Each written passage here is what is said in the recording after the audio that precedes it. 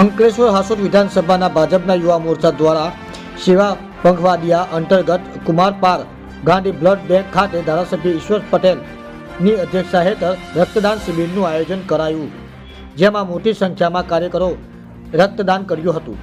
તારીખ 17મી સપ્ટેમ્બર વિશ્વના સૌથી લોકપ્રિય વડાપ્રધાન નરેન્દ્ર મોદીના જન્મદિવસ હતો. સેવા પરમો ધર્મના સિદ્ધાંતને પરિપૂર્ણ કરીને વડાપ્રધાન નેતૃત્વમાં સમાજ, ગરીબ, શોષિત અને વંચિત વર્ગના ઉત્થાન માટે ઘણા નોંધપાત્ર કાર્યો થઈ રહ્યા છે.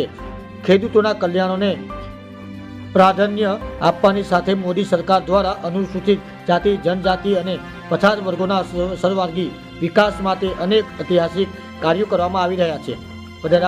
વડાપ્રધાન નરેન્દ્ર મોદીના જન્મદિવસ સેવા પખવાડા તરીકે અનેક સેવાકીય કાર્યક્રમો જેવા કે હોસ્પિટલ પરિસરમાં સ્વચ્છતા કાર્યક્રમ, રમતવીરોનું સન્માન, 60 વર્ષની ઉંમરની મહિલાઓને નિઃશુલ્ક તબીબ પરીક્ષણ સહિતના કાર્યક્રમનું આયોજન કરવામાં આવ્યું છે. ત્યારે સેવા પખવાડિયા અંતર્ગત અંકલેશ્વર હાસોદ વિધાનસભાના ભાજપના યુવા મોરચાના દ્વારા વાલિયા ચોકડી નજીક આવેલા કુમારપાર ગાંધી બ્લડ એન્ડ બેંક ખાતે ધારાસભ્ય ઈશ્વરસિંહ પટેલની અધ્યક્ષતા હેઠળ રક્તદાન શિબિરનું આયોજન કરવામાં આવ્યું હતું, જેમાં ભાજપના આગેવાનો અને યુવા મોરચાના કાર્યકરો રક્તદાન કર્યું હતું. આ પ્રસંગે શહેર ભાજપના પ્રમુખ નરેન્દ્ર પટેલ, જિલ્લા ભાજપના મહામંત્રી વિનોદ પટેલ, નગરપાલિકાના પ્રમુખ લલિતાબેન રાજપુરોહિત, તાલુકા યુવા મોરચાના પ્રમુખ વૈકુંઠ પટેલ, શહેર યુવા મોરચાના મહામંત્રી સંજય પટેલ સહિતના હોદ્દેદારો અને કાર્યકરો ઉપસ્થિત રહ્યા હતા.